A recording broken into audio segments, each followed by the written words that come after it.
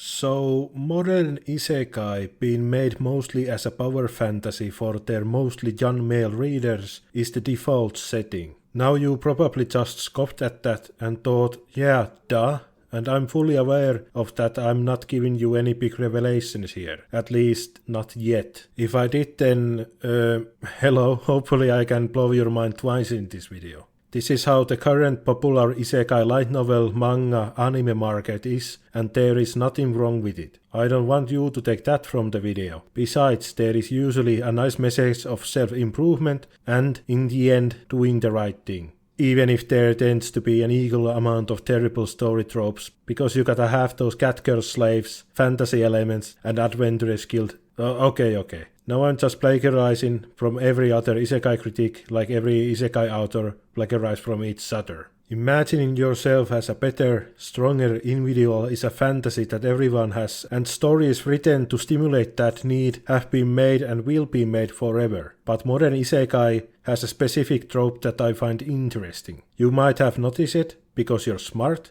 that I use the term the modern isekai. Isekai could be roughly summed as a story that our character or group of characters get transported to, sucked in, or travel through a portal into another world. It's a very broad term, that's why I, and so many others, add the word modern to differentiate and narrow our scope. This leaves out series like Digimon, 12 Kingdoms, Inuyasha, and Connecticut Yankee in King Arthur's Court, while for our purposes leaves in shows like Log Horizon, Sword Art Online, Re:Zero, Reborn as a vending machine, and His Soul is Marching On to Another World. Those are the shows what you most likely know and which spawned the trope that I want to talk about. I also have to make it clear that I'm not at all familiar with the villainous genre of isekai that are somewhat closely related to the shows I just mentioned. It is my big blind spot, and you can tell me how this trope plays out in the shows or even if it even exists. Now generally, the older isekai, or before the big boom, really have a one connecting theme, which is to return back to our character's original world. While there are big exceptions like Sword Art Online, generally looking for the way back home or at all isn't the first priority for a modern isekai show. And why not? Why not explore this unknown world instead of our very map out own world? Obviously, if you're reincarnated as a Superman, you wouldn't want to go back, because unlike Superman, the average isekai protagonist don't have to do the morally right thing and not buy a slave, you hack frauds. This is really interesting and leads to my main observation. Why do so many of these shows have the setup of main character gets killed because their life on our world is miserable and they just wish to die? Sometimes it's just a drug, sometimes it's overwork, and sometimes it's just depression. Sure, not every modern isekai has that setup, but I think it's worth examining further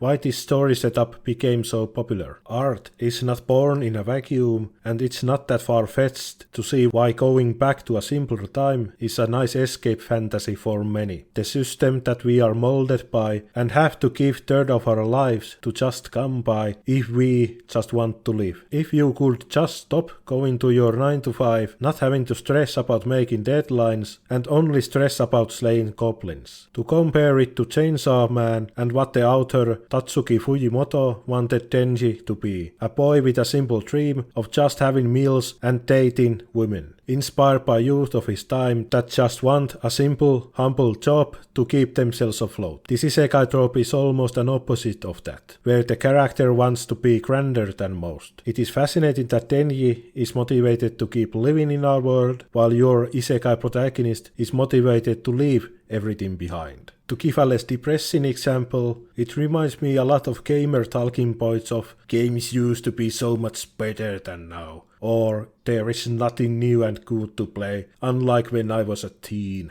which is obviously not true. This nostalgia to be transported to a time when you were not as jaded as you are today. To experience the joy from simple things is an enticing power fantasy that modern isekais fill. It's not a random chance that most of the isekai worlds are medieval fantasy worlds, with kingdoms and all. We look back to our history with big rose-tinted glasses, we imagine that the life was so much simpler back then, and that is true in some cases. The information load that is put on us at all times is not something to scoff at, and it can be depressing and powerless feeling to think about, especially amid big global crises. It is then no wonder that a trope like getting killed and being transported to another world was made so prevalent in modern isekais. It fills that escapism that you might not even realize that you have. I don't want to sound all doom and gloom and promote apathy, so don't take that away from my ramblings. Realizing that art you consume fills a certain void in you can be a powerful motivation or realization about yourself. Or it might not even be that deep at all. Maybe you just like experiencing isekai stories because you like the fantasy aspects and don't care about the reincarnation parts. To you, that's just a will to get the real story started, since fantasy anime have been a bit underrepresented with all the isekai, and let's face it, the reincarnation part in most of the modern isekais is just salad dressing. Art is a business too, and artists need to eat. I would love to see an isekai that's a real deconstruction of the tropes about how complicated it would actually be to live in a medieval fantasy town. There are few shows that toy with that idea. I would love to see a no-holds-barred, holding no punches examination of these isekai tropes. And I would like to leave you with that. Thank you for watching,